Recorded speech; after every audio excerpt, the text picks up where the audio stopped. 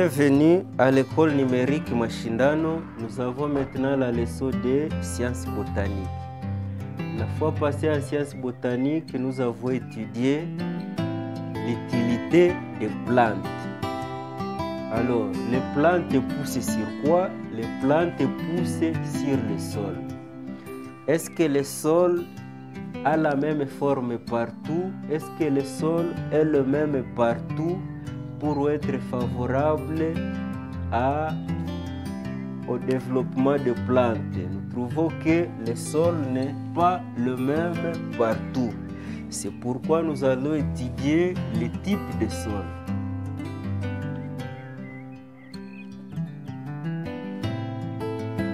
Les types de sol ou les sortes de sol. Il y a des sols qui sont favorables à l'agriculture et les sols qui ne sont pas favorables aux cultures. Maintenant, en observant différents sols, nous avons d'abord les sols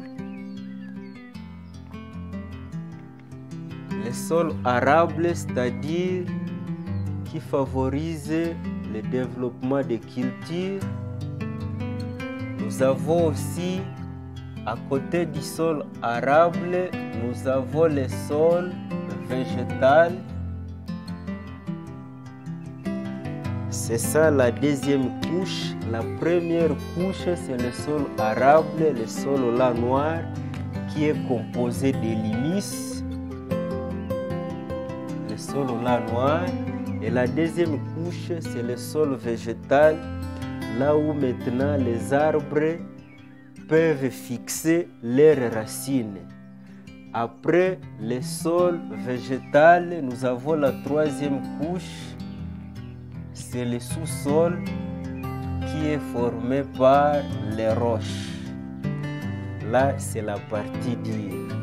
Donc, première couche, deuxième couche, troisième couche. Alors, nous avons un autre type de sol. Il y a le sol sablonné. À côté de ces couches, nous avons aussi le sol sablonné. Le sol sablonné, donc constitué du sable. Nous avons le sol calcaire. Le sol calcaire ou encore sol volcanique. Le sol qu'on trouve ici à Goma, c'est le sol calcaire ou sol volcanique. Nous avons aussi le sol argileux. Le sol argileux, c'est un sol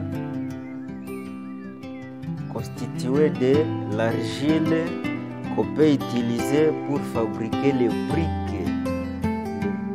Là rouge, le brique cuite rouge là-bas, c'est le sol argileux. Et c'est un sol qui est dur et par conséquent, c'est le sol qui est imperméable, donc qui ne laisse pas passer l'eau. Tandis que le sol sablonné, c'est un sol perméable, c'est-à-dire qui laisse passer l'eau. Et même le sol arable composé de limis, c'est un sol perméable, c'est-à-dire qui laisse passer l'eau. Tandis que les autres là-bas, comme le sol calcaire, ce sont des sols imperméables, c'est-à-dire très durs. Et même les sous-sols, les roches, c'est très dur, ça ne laisse pas passer l'eau. Merci de nous avoir suivis. Cliquez sur le bouton exercice pour vous évaluer. Merci.